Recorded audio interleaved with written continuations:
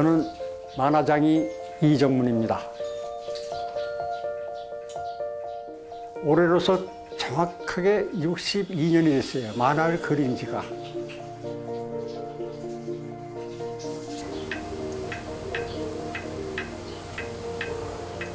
어떤 상상에는 놀라운 힘이 있다. 그것이 아주 오래된 이야기일지라도 말이다. 만화가라는 건 하나의 그 공상이고 상상인데, 그러니까 야 이것도 만화라고 그랬냐 막 그러지 않아도 만화가를 알기를 어떻게 우습게 알았는데.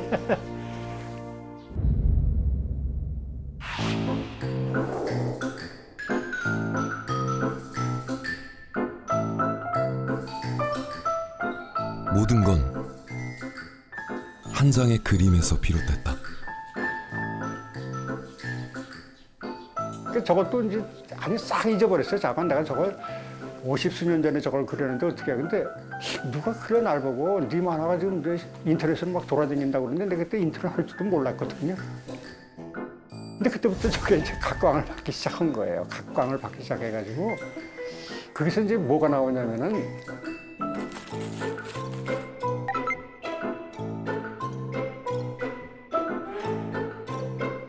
휴대폰에 대한 아주 가장 기본적인 게 나옵니다. 그게 요즘에 하고 어떻게 딱 들어맞았는지 내가 정말 땅을 치고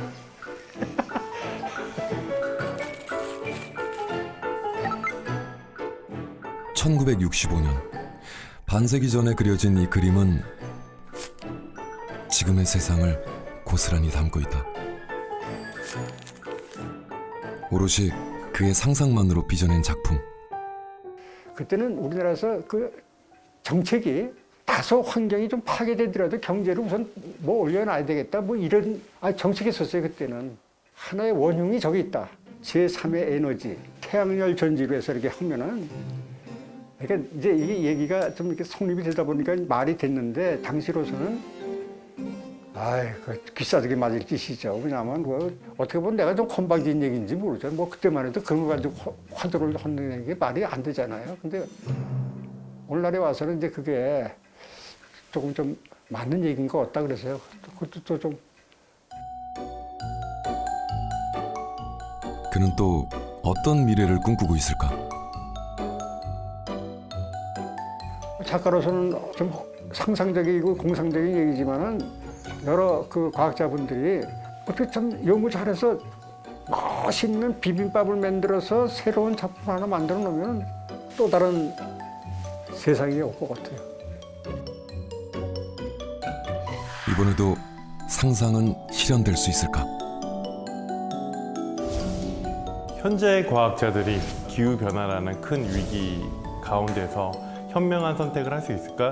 바로 지구가 인간을 향해서 이제 공격을 하게 되는 그런 의미에서 수소 역할은 굉장히 중요하거든요. 결국은 인류의 생존을 위해서입니다. 지구를 위해, 정확하게는 인간에게 적합한 지구를 위해서는 수소라는 것은 하나의 어떤 에너지의 한 부분은 아니고요. 모든 부분의 우리 삶 자체를 다 바꿔놓을 수 있기도 합니다. 이제 해야 될 게 많은데 딱 버티는 힘은 내가 그래도 기여를 하고 있다. 우리는 지구 대표다. 뭐 지구 대표가 별건가요? 우리가 지구 대표라 생각하면서 뭔가 기여하면 되는 거지.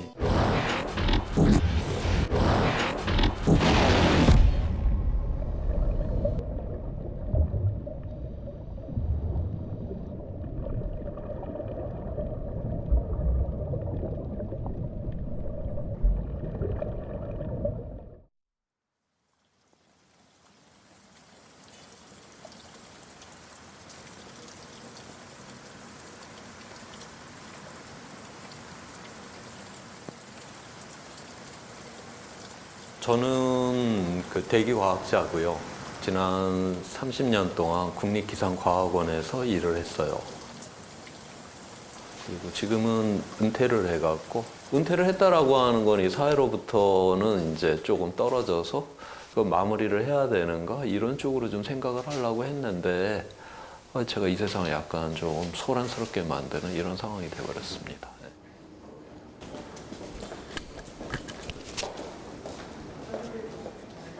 그가 지금 세상을 향해 외치고 싶은 이야기는 무엇일까?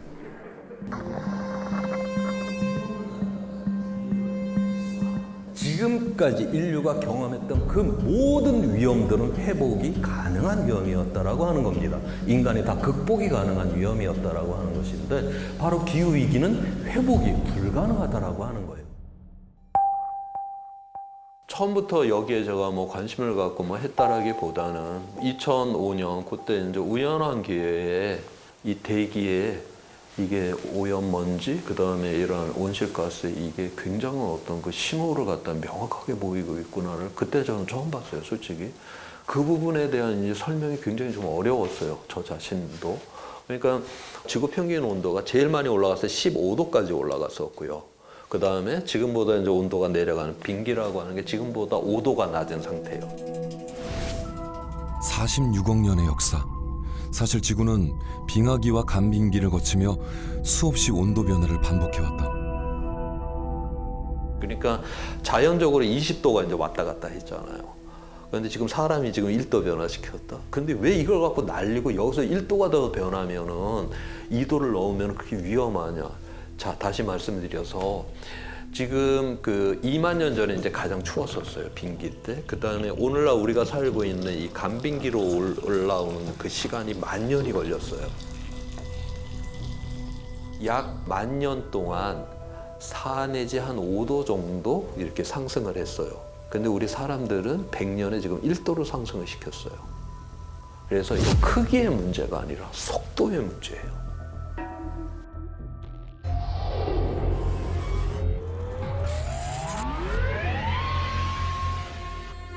인류 문명의 발달로 한계 온도에 다다르고 있는 지구. 앞으로 견딜 수 있는 시간은 불과 6년 남짓이다. 1.5도를 넘어서는 그날, 우리에겐 어떤 일이 벌어질까? 우리가 지구 평균 기온이 상승된다라고 하는 건 우리가 어떻게 이해를 해야 되냐? 바로 이러한 극단적인 날씨가 너무너무 많이 발생을 해서 농업이 붕괴가 될 정도의 이런 극단적인 날씨가 발생을 한다. 다시 말해서 물이 부족하게 되고 그러면 가뭄이 들고 그럼 식량이 부족하게 되고 생물 다양성이 붕괴가 일어나고 그다음에 빙하가 녹게 되니까 해수면이 올라오게 되니까 해안에 있는 이런 대도시들이 침수를 당하고 해안 가까이에 있는 이런 우리의 농토들이 바로 바닷물이 들어와서 못 쓰게 돼버리고 그 다음에 이산화탄소가 늘어나는 만큼 바다가 그 이산화탄소를 흡수를 해요. 그럼 그게 탄산 성분이 돼갖고 해양을 산성화시키고 지구는 생명을 풍요롭게도 만들지만 생명을 갖다 완전 멸종을 시킬 수 있는 이런 능력도 갖고 있습니다. 살 수 없다. 그러니까 인간이 완전히 없어진다. 이거는 뭐 그거를 우리가 어떤 특정 시점을 이야기하기는 굉장히 어려운 것 같아요. 근데 그 전에 우리의 삶의 조건은 정말 비참해진다라고 하는 거죠.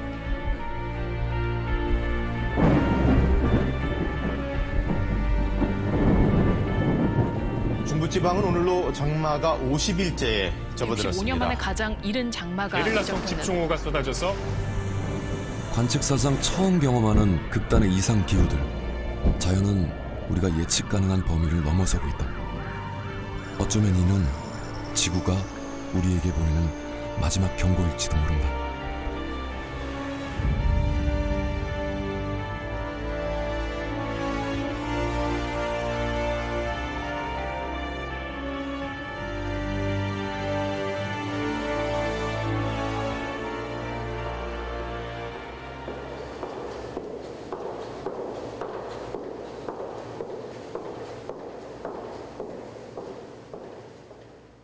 인류의 생존을 위해 우리는 무엇을 할 수 있을까?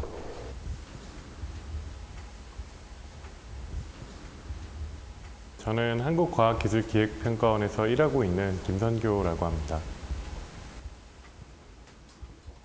현재 화석연료에 의존하는 정도가 대략 한 85% 정도 돼요. 세상을 움직이는 것은 정확하게 보면 화석연료라고 볼 수 있고, 그래서 어떻게 보면 우리는 지난 300년 동안 그 이전 과거 수천 년 동안 이뤄내지 못했던 놀라운 도약을 이뤄냈지만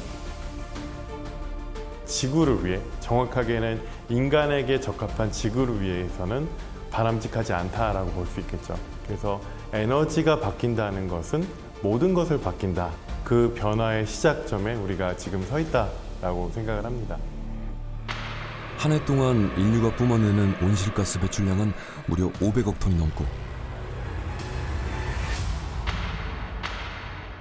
그 중에 상당수가 에너지를 생산하는 과정에서 발생한다.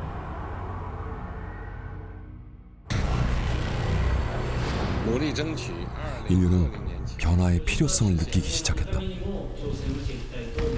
모든 영역에서 탄소 중립을 강력히 추진해 나가겠습니다. 2050 탄소 중립 사회를 향한 담대한 첫걸음입니다. 탄소 중립, 이산화탄소 배출량을 제로로 만들기 위한 위대한 미션이 시작됐다. 저한테도 많은 분들이 뭐라고 말씀을 하시냐면요. 탄소 중립 그거 가능해? 이렇게 말씀을 하세요. 그래서 탄소 중립은 이룰 수 있을 것이냐 말 것이냐 문제가 아니고 우리가 고민해야 되는 건 어떻게 이룰 것인가예요. 그래서 목표 자체는 사실 이제 정해진 겁니다. 예를 들면 이런 게 있죠. 지금 EU에서 뭘 발표를 했냐면요. All of you, the President of the Commission will now make. Therefore, the European Green Deal is on one hand about cutting emissions, but on the other hand about creating jobs and boosting innovation. 탄소에는 가격이 있어야 한다. EU는 새로운 길을 제시했다. 2023년부터는 탄소 국경 조정 제도라는 것을 도입하겠다 이렇게 발표를 했고요. 가장 많이 이제 우리가 얘기하고 있는 건 탄소 세조, 그러니까 관세를 물리는 것처럼 국경을 넘어올 때 탄소 배출에 해당하는 만큼 세금을 물리는 그런 방식을 지금 많이 이야기하고 있습니다. 자, 그렇게 되면 어떻게 되느냐? 우리나라 제품 같은 경우에는 석탄이 지금 가장 문제가 되는데요. 석탄이 전력의 40% 정도를 차지하고 있습니다.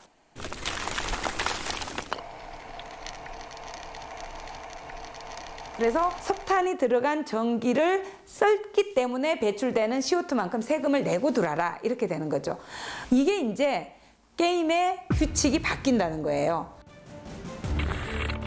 그 예상치는 충격적이었다. 탄소 국경세가 불러올 새로운 무역 체계.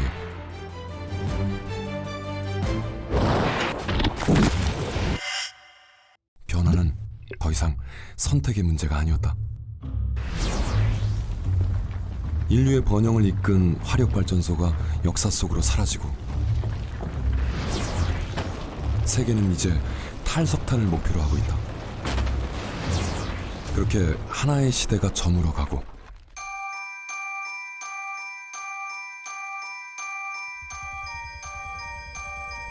인류는 새로운 출발점에 섰다. 기후변화에 대응하고 지속가능한 에너지원을 얻기 위해서 세계는 에너지 전환에 뛰어들고 있다. 지금은 이제는 뒤로 미룰 수 없는 시점까지 다가왔다. 어떻게 보면은 선진국보다는 거의 5년에서 10년 뒤쳐져 있다라고 보시면 될 것 같고요. 풍력과 태양광 기준으로 본다면 5%가 되지 않는데 적게 사용하고 있거나 실험적으로 사용을 하고 있는 이런 기술들도 빨리 발전시켜서 활용을 해야 탄소 중립을 달성할 수 있다.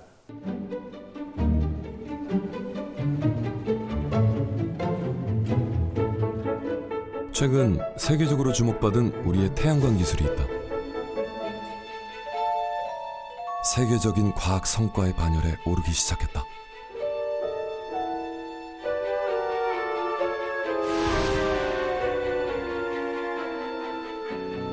안녕하세요.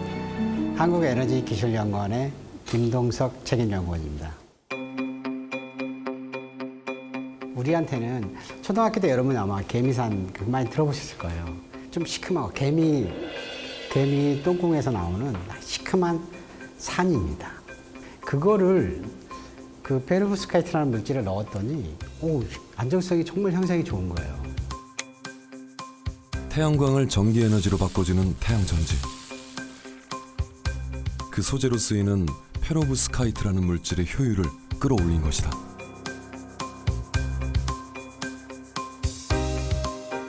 우리가 그것을 최초로 규명했기 때문에 세계적인 저널에 저희가 이번에 낼 수 있었습니다. 25%가 넘는 효율, 세계 최고 수준이었다. 10,000개 이상은 만들었을 것 같아요. 이번 세일은 좀 잘 나왔으면 좋겠다는 그런 마음으로 마지막 단계를 거치거든요. 어떻게 보면은 장인들이 이렇게 청자 같은 걸 만들어서 마지막에 구울 때 아마 그런 기도를 했었을 것 같아요.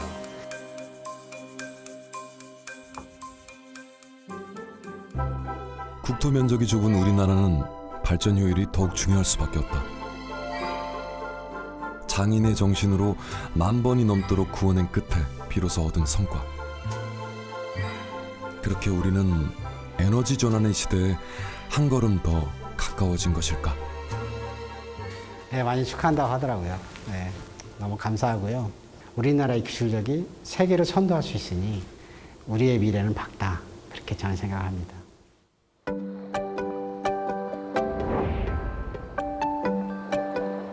바람이 많은 섬 제주.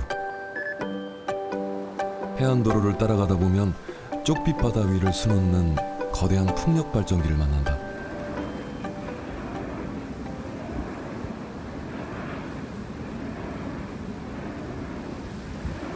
지금 바람 소리가 들리는데요. 저희 업계에 종사하는 사람들은 이 소리가 굉장히 아름답게 들립니다. 자장가처럼 들립니다.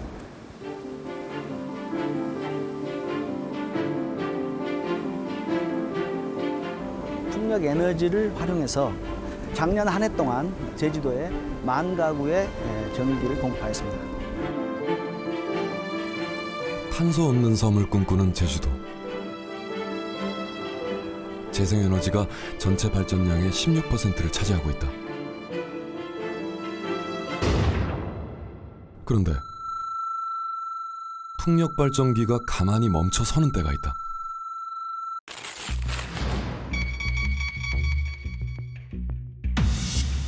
대체 그 이유가 뭘까? 재생에너지가 늘어남으로 있어서 거래소에서 전력을 내보내지 마십시오라고 하는 이제 출력 제한 같은 것들을 하고 있고, 제주도 같은 경우에는 작년에 77회가 넘었고 올해 이제 100회가 넘는 출력 제한이 있을 것으로 예상되는데, 그럴 경우는 거기에 대한 손실이 생기는 겁니다. 일정하지 않은 바람의 세기가 문제였다. 풍량에 따라 전기 생산량도 요동쳤다. 바람이 불지 않으면 또 전기를 생산하지 못하는 한계성이 있죠. 그래서 불확실하다, 불확실성이 크다라는 이야기를 하고요. 바람의 세기 역시 일정하지 않기 때문에 들쑥날쑥하다라는 의미에서 간헐적이다라는 표현을 해요. 인간의 예측을 넘어서는 자연의 힘. 그 불확실성을 극복할 수 있는 방법은 없을까? 잉여 에너지를 저장하고 운반할 수 있는 가장 우수한 에너지 캐리어를 많은 그 과학자들도 그렇고 지금 선진국에서 그 해답은 바로 수소였다. 수소가 갖고 있는 임팩트. 이 H2 수소를 만들어서 수소가 보완해줄 수 있다. 수소가 할 수 있습니다. 바람이 만들어낸 에너지를 수소로 바꿔서 저장할 수 있다는 것. 그리고 이 수소는 필요할 때 전기를 생산해낼 수 있는 중요한 에너지원이 된다. 특히 재생에너지는 지금보다 더 빠르고 더 많이 설치돼야 된다라는 이야기를 해요. 재생에너지가 많아지면 그러한 단점을 보완하는 수단이 더 중요해진다라고 보시면 될 것 같고, 그게 바로 수소가 될 수 있기 때문에 수소가 더 주목을 받는다고 보시면 될 것 같습니다. 독일은 지난해 6월 국가수소 전략이라는 걸 발표했습니다. 선진국마다 이 수소 경제를 선점하려고 뛰어들었는데요. 벌써 수소 산업 우위를 선점하기 위해서 경쟁을 시작했는데 바야흐로 수소 시대의 서막이 올랐다. 수소 로드맵을 내놓은 EU는 약 640조 원을 쏟아붓기로 했습니다. 우리 정부도 수소 경제 활성화 로드맵을 발표했다. 2040년까지 수소차 620만 대를 보급하고 수소 충전소도 1200개소로 늘릴 계획이다. 연료전지 시장을 확대하기로 했고, 수소 경제를 선도하기 위한 세계 최초의 수소법이 제정됐다. 저는 지금 이제 정부에서 추진하고 있는 탄소 중립 시나리오 작업을 하는데 참여하고 있거든요. 이 시나리오 결과가 나오게 되면 아마 큰 충격을 받으실 만큼 엄청난 내용들이 들어있어요. 하면서도 저는 이래도 될까에 대한 우려를 섞을 만큼 엄청난 이제 변화를 50년까지 예고를 하고 있습니다. 약 20년 전, 한 미래학자는 수소를 중심으로 인간 문명, 세계 경제, 그리고 권력 구조가 재편될 것이라고 예고했다. 10년 전의 태양광, 10년 전의 풍력이 지금의 수소라고 생각을 하거든요. 어떻게 수소도 지금은 걸음마 단계의 유아기인데 나중에는 청년기, 빠르게 뛰어가야 되는 청년기를 경험해야 될 텐데 그렇게 발전하기 위해서는 뭐가 필요한지 되게 궁금해요. 아직 우리가 경험해보지 못한 낯선 에너지. 그 길을 묵묵히 걸어온 과학자가 있다. 수소 분야 연구를 20년 전부터 해오신 분으로 특정 시류, 어떤 특정 기술이 유망하다라고 했을 때 연구 분야를 바꾸신 게 아니라 자신이 중요하다고 생각하는 연구를 오랫동안 개척해 오셨고 또 그러한 부분이 이제 최근에 주목을 받게 되니까 어떻게 보면 우리나라 수소 연구의 어떤 시작과 또 현재의 최고 권위를 갖고 있는 연구자 중에 한 분이라 생각을 해요.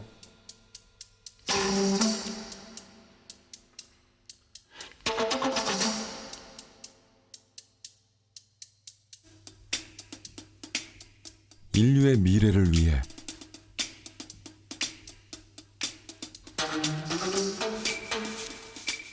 각자의 자리에서 외롭게 싸워온 숨은 고수들이 세상 밖으로 나왔다.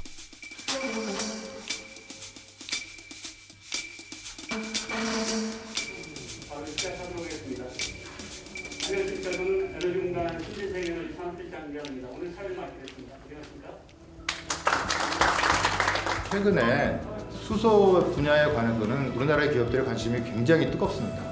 우리가 흔히 아는 거의 대부분의 기업들이 지금 수소 산업에 뛰어들고 있고요. 미래의 에너지를 논하고 새로운 기술을 개발하기 위해 유수의 기업들과 수소 연구자들이 머리를 맞댔다. 요즘 우리 대기업들이 전 세계를 다니면서 기술을 확보를 하기 노력 중인데 국내의 고수들부터 만나서 함께 기술력을 확보해 나가는 노력이 필요하다고 봅니다.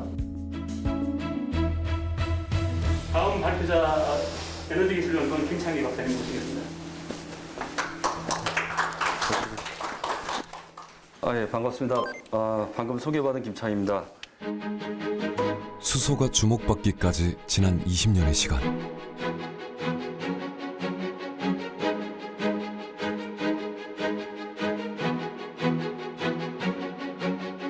누구도 주목하지 않았을 때 그 가능성과 가치를 알아본 사람들. 지금 그들이 바라보는 수소란 대체 어떤 에너지일까?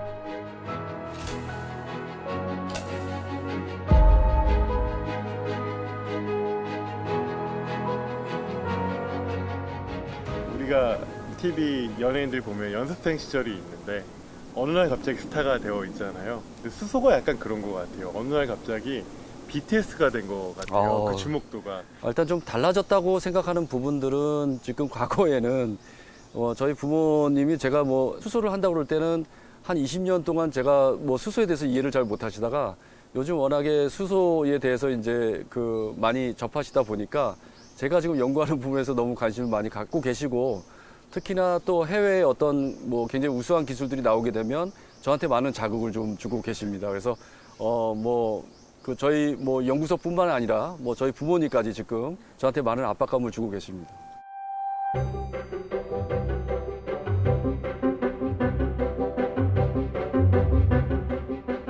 저희들이 이제 연구한 분야에 대해서 학회를 가게 돼요.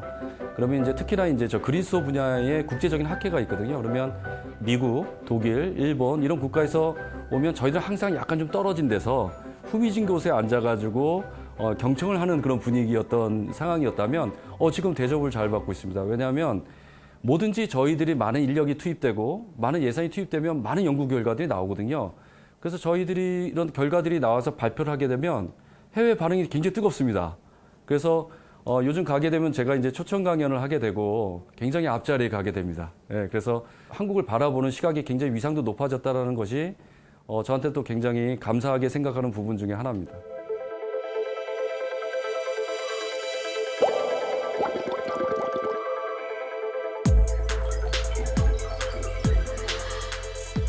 원소 기호 1번 H 하이드로겐. 140억 년 전 우주 대폭발이 일어났을 때 최초로 탄생했던 물질이 바로 수소다. 우주에 뭐 질량으로는 75%, 부피로는 90% 이상이 존재한다고 합니다. 저도 눈으로는 좀 볼 수가 없는데 지구상에 굉장히 많은 원소 중에 하나라고 말씀을 드릴 수 있고요. 근데 안타까운 것은 수소 자체가 단독으로 존재하지 않고 화합물 형태로 존재를 해요. 산소와 만나 물이 되고 메탄 속에도 들어있고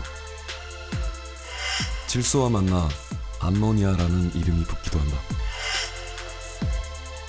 이렇듯 수소는 여러 화합물의 형태로 존재하고 있다. 결합력이 굉장히 높다 보니까 그 수소를 거기서 잘라서 단독으로 빼내는 기술이 또 굉장히 에너지가 많이 소모되는 그런 부분이 있기도 합니다. 수소는 혼자 있지 않고 계속 누군가와 같이 있는 존재라고 보면 되겠네요. 네, 그렇습니다. 근데 박사님이 하시는 연구는 누군가의 같이 있는데 그 누군가를 떼내는 일을 하시고 있다고 보시면 되겠네요. 예, 굉장히 미안한 상황입니다. 네.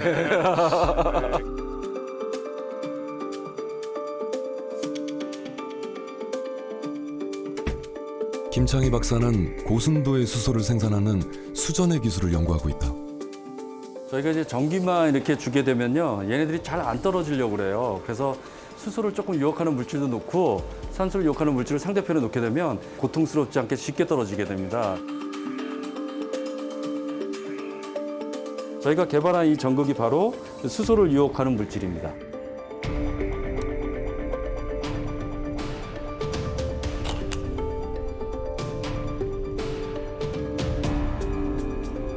전극을 물속에 넣고 전기를 가하게 되면 놀라운 일이 벌어진다.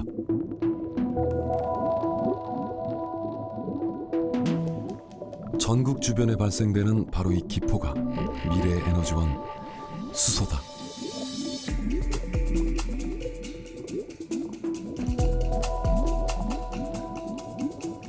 반대쪽으로는 산소가 모이게 되는데 이렇게 전기 분해를 통해 물은 수소와 산소로 분리된다.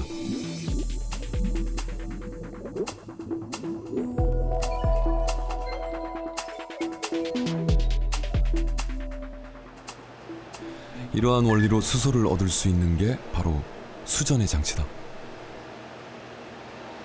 아까 우리가 거기서 봤던 게 수소를 유인하는 전극인데요. 검은색이었잖아요. 이게 이제 크게 만들면 이런 식으로 커지게 됩니다. 그리고 자세히 보면 안에 이제 기공들이 있어가지고 수소들이 쉽게 빠져나갈 수 있게끔 한 거고요. 아까 조그만 실험실에서는 안 보였지만 이게 산소를 유인하는 극입니다. 이 부분은 수소가 산소가 이렇게 분리가 되면 더 이상 합쳐지지 않게끔 정확하게 나눠주는 역할을 좀 하고 있는 부분이에요. 이런 것들이 이제 햄버거나 샌드위치처럼 차곡차곡 쌓여가지고요. 수소를 발생하는 전체의 스택이라는 장치가 만들어지게 됩니다. 84%의 높은 효율로 하루에 4kg의 수소를 생산할 수 있었다. 이 수전의 장치는 세계적인 수준이라는 평가를 받게 됐다.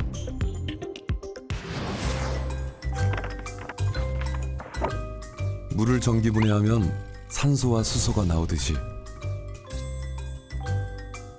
이 방식을 거꾸로 하게 되면 수소와 산소가 반응하면서 전기가 발생하고 순수한 물이 생성된다.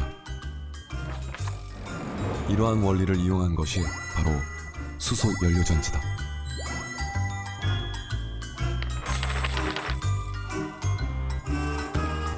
뭐 아시다시피 지금 현재 수소 연료전지 자동차 활용 부분이라고 저희는 얘기하고 있는데요. 그 부분은 우리나라가 세계 1위입니다. 그래서 과거에는 뭐 미국이라든가 뭐 일본의 뭐 기술을 어떻게 보면 팔로우해 가는 추격형이었다고 하면요. 지금은 일본이나 미국보다도 더 앞서 있는 최고 수준의 기술을 갖고 있습니다. 우리와의 기술 협력을 위해 세계가 손을 내밀고 있다. Korea has become a global leader in the area of hydrogen development and fuel cell technology. Have an MOU with our counterparts in Korea, the Hydrogen Association in Korea. So we're very excited and encouraged to learn what Korea is doing, along with being able to tell the story of what's happening here in the United States.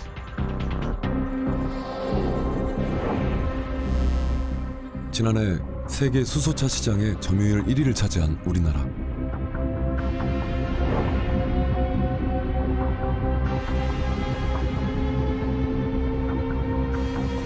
그 뒤엔 오랜 시간 연료전지를 연구해온 이들이 있다. 저는 2003년부터 연료전지를 한 18년 동안 연구를 해왔어요. 사실 이제 학교에 있을 때 제가 연료전지를 하겠습니다 했더니 저희 이제 지도 교수님도 연료전지 좋을까? 뭐 이런 얘기도 많이 하셨어요. 근데 아무래도 연료전지 갖고 있는 어떤 포텐셜이 있기 때문에 한번 도전을 해보자. 그렇게 했던 부분이거든요.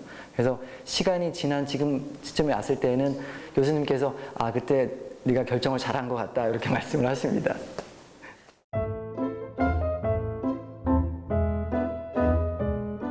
수소 연료전지 기술에서 세계를 선도하고 있지만 아직까지 부정적인 인식이 존재하는 것 또한 사실이다. 아무래도 수소하면은 야 그거 안전해? 이렇게 많이 생각을 하거든요. 어떤 분들은 그 수소폭탄 관련된 거 아니야? 근데 수소폭탄에는 함정수소를 사용하거든요. 그거는 정말 힘든 수소고 수소차에는 정말 깨끗한 순수수소가 사용되고 있어요. 그래서 그거랑은 좀 다른 얘기입니다. 그리고 사실은 저도 영화를 좋아하는데 터미네이터 2 거기에서 아놀드 슈왈제네거가 이건 다 쓴 연료전지야 하고 밖으로 확 던지니까 뻥 터지더라고요.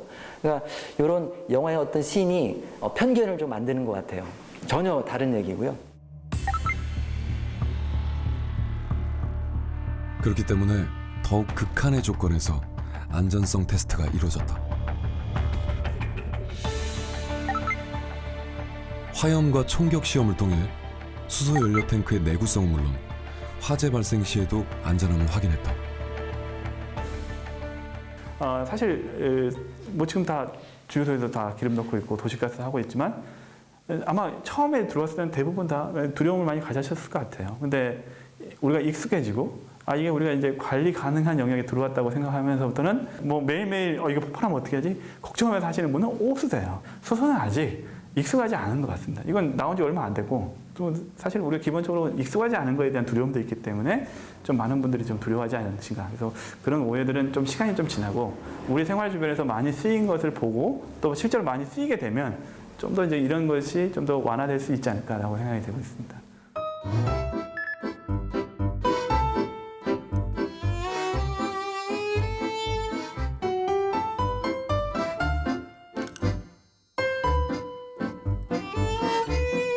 우리 일상 속 아주 가까운 곳에서도 수소 에너지를 만날 수 있다.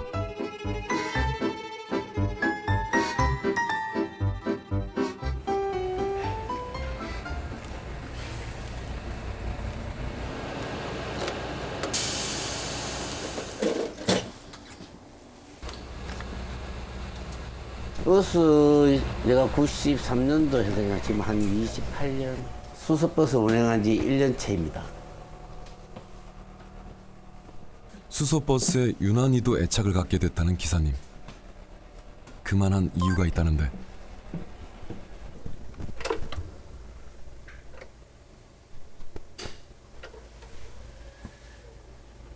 분명 시동을 켰는데도 고요하기만 하다.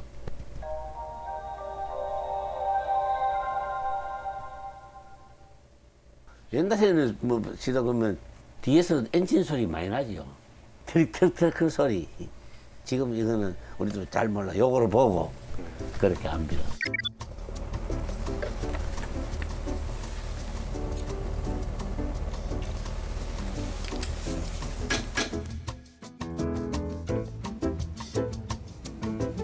난생 처음 접해본 수소버스.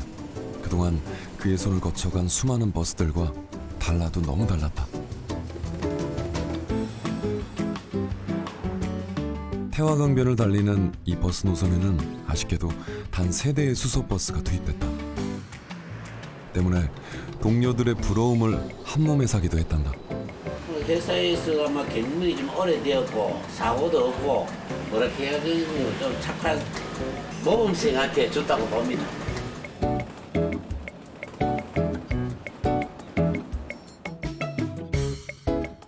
모범 기사님이 운전하는 이 수소버스는 어떤 원리로 움직이는 걸까?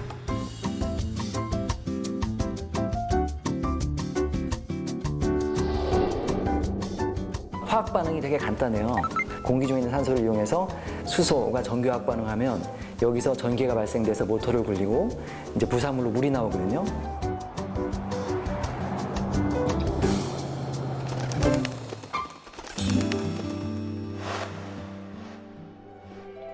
공기 정화 기능이 있습니다.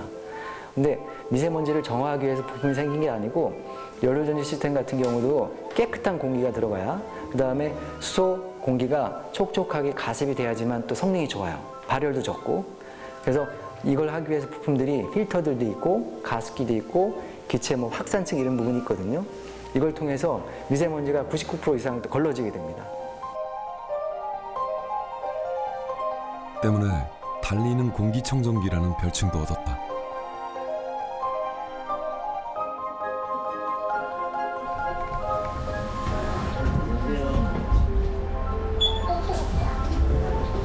자주 타거든요.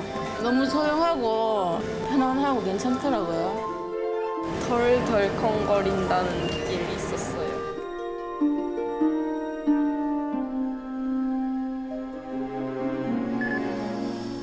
한참을 달리고 나면 연료를 채울 시간. 보통의 내연기관 차량들이 주유소에 들르듯이 수소버스는 충전소를 찾는다.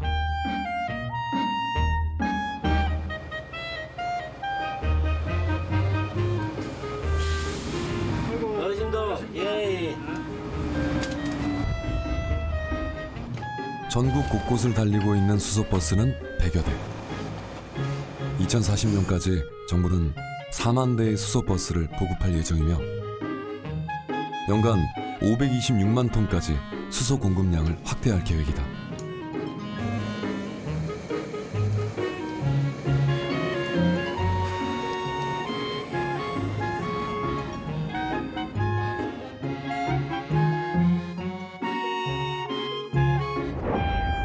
그런데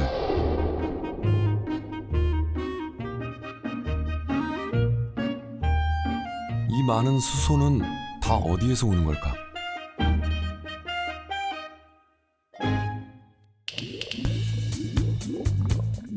수소는 생산 방법에 따라 3가지로 구분된다. 먼저 화석 연료를 기반으로 하는 그레이 수소.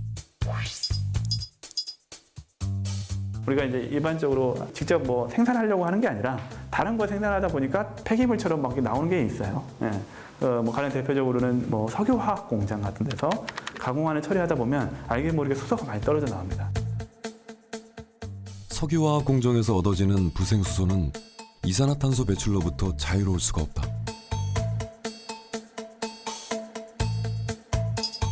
그럼 계질수소는 어떨까?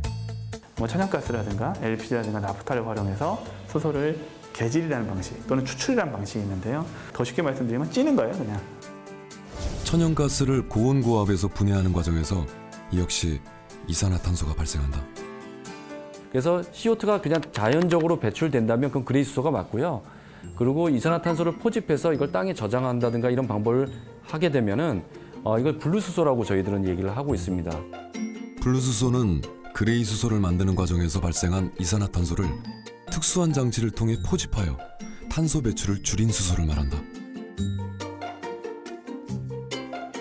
가장 궁극적으로 청정하다고 말씀드릴 수 있는 그린 수소는 물로부터 수소를 만들어내는 방법입니다. 그걸 만들 때 저희들이 일반적인 전기를 쓰면 안 됩니다. 깨끗한 재생에너지, 풍력이라든가 태양광을 써야지만 저희들이 궁극적인 그린 수소라고 말씀드릴 수 있겠고, 그렇게 되면 이산화탄소가 전혀 발생하지 않는 장점을 갖고 있습니다. 아직은 화석연료 기반의 그레이 수소 비중이 높은 상황. 그럼에도 수소를 청정 에너지라고 볼 수 있을까? 그린 수소가 들어오기까지의 시간이 아직은 굉장히 필요합니다. 왜냐하면 재생에너지도 보급이 더 돼야 되고, 그때까지 이 모든 것들을 다 기다려야 되는 건가? 나는 저는 아니라고 보고요. 그러면서 우리가 필요한 지금 그레이 수소가 맡고 있었던 그 부분이 그린 수소로 다 전환이 될 수 있기 때문에 기존의 인프라를 그대로 활용할 수 있다는 장점을 갖고 있습니다. 그러니까 우리가 갑자기 미적분을 갖다 해야 된다고 해서 덧셈 뺄셈 안 하고 중학교 과정 거치지 않고 바로 고등학교 과정에 넣으면 우리가 할 수 있을까요? 그거는 저는 어떻게 보면 그 단계가 다 필요한 기술들이고 그 부분을 통해야지만 제대로 된 미적분을 풀 수 있다라고 저는 생각을 할 수 있습니다. 우리 아들이 고3이라. 하지만 재생에너지망이 확보된다면 수소로 전환해서 오래 저장할 수 있게 된다. 지난해 우리나라에는 세계 최초의 부생수소 발전소가 문을 열었다.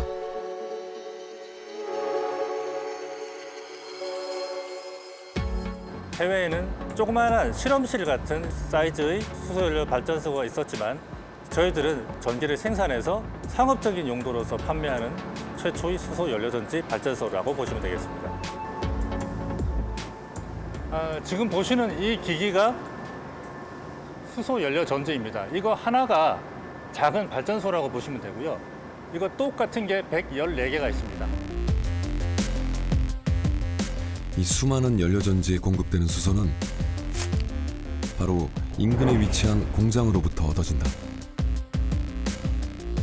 석유화학 공정에서 발생하는 부생수소가 파이프라인을 통해 이곳 발전소로 보내진다. 여기서 정제 과정만 거치면 연료전지를 통해 전기가 생산되는 것이다. 저희 공장에서 하루 발전량은 50메가와트고요. 이 50메가와트를 365일 발전하기 때문에 약 40만 메가와트의 발전을 하고 있습니다. 그 발전량으로는 그 인근 서산시 인구가 약 16만 정도 되는데 그 16만 인구가 1년간 사용할 수 있는 전기량이다라고 보시면 되겠습니다. 혹시 발전 과정에서 이산화탄소가 발생하지는 않을까? 부생수소를 생산하는 과정에서 친환경이지 않은 부분은 있겠죠. 근데 부생수소 그 자체를 활용한 수소연료전지 발전소에서는 장단컨대 아무것도 발생하지 않습니다. 오로지 물과 전기만 발생이 됩니다. 현재는 석유화학 공장을 통해서 받고 있지만 수소를 생산하는 시설 자체가 친환경이 된다면 100% 친환경 발전을 할 수 있을 거라고 봅니다. 재생에너지의 가변성을 보완할 수 있는 새로운 에너지. 수소의 생산, 저장, 활용까지 생태계가 구축된다면 새로운 시대를 맞이할 수 있지 않을까? 이상적으로는 국내에서 만들어낸 재생에너지 가지고 수소를 만들어서 쓰면 제일 좋습니다. 근데 다른 나라에 비해서 상대적으로 그렇게 또 싼 자원도 아니고 단가에 맞추기도 좀 힘듭니다. 그렇다면 우리나라가 앞으로 그린 수소 체계로 가기 위해서는 고민이 많이 됐습니다. 이거는 우리의 고민뿐만 아니라 옆 나라 일본이라든가 이런 나라도, 심지어 독일 같은 재생에너지가 많은 나라도 고민을 많이 했고요.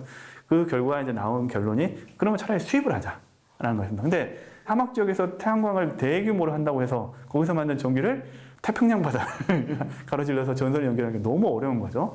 근데 수소라는 게 등장하면서 이렇게 만든 전기를 수소로 전환하고 배에다 실으면 그 재생에너지가 부족한 국가 또는 재생에너지의 수요가 있는 국가에 공급할 수가 있습니다. 이거는 수소를 공급하는 게 아니라 사실은 태양광 풍력 자원을 수소로 전환해서 우리나라로 가져오는 새로운 수단이 되는 거죠. 햇빛, 바람 등의 자원이 풍부한 나라에서 우리의 기술로 그린 수소를 생산해서 운송해 온다는 것이다. 수소는요, 단위 무게당 재생에너지를 저장할 수 있는 밀도가 화석연료의 약 3배 가까이 됩니다. 화석연료로 같은 무게로 3번을 운송할 거를 우리가 수소를 사용한다면 한 번에 운송할 수 있는 거거든요. 에너지를 담는 그릇. 재생에너지의 저장소 역할을 할 수 있는 수소. 인류에게 풍요를 주었던 석유의 역할을 이제 수소가 대신할 수 있을 것이다. 우리가 수소 기체로 갖고 오는 게 굉장히 어렵거든요.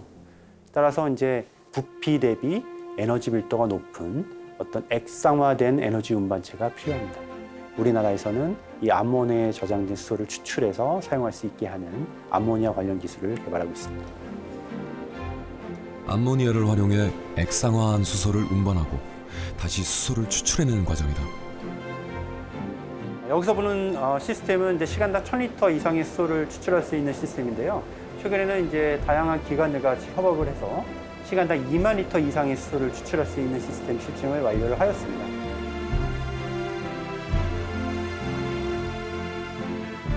수소를 통해 지워나갈 탄소 발자국,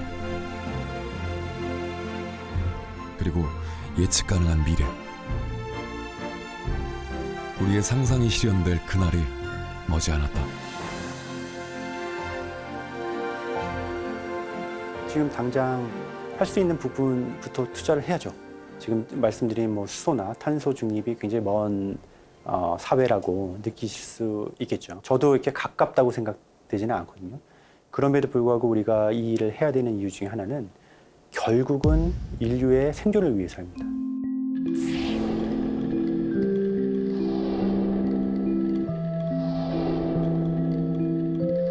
인류 문명의 위기 앞에서 우리는 다시 방법을 찾을 것이다.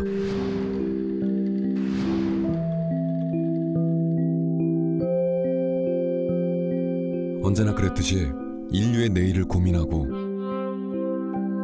끊임없이 도전하는 이들의 숨은 노력이 있기 때문이다. 특히 연료전지처럼 어떤 기술 장벽이 높은 연구 분야에서는 실패는 일상인 것 같아요.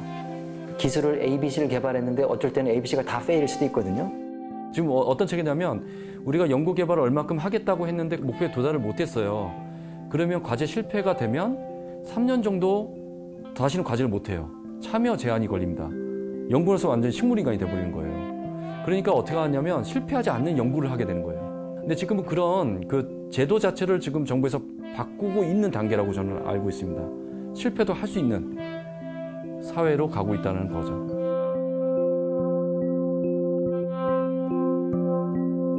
과거의 실패를 딛고 미래를 향해 가는 그 길에 우리의 과학자들이 있다.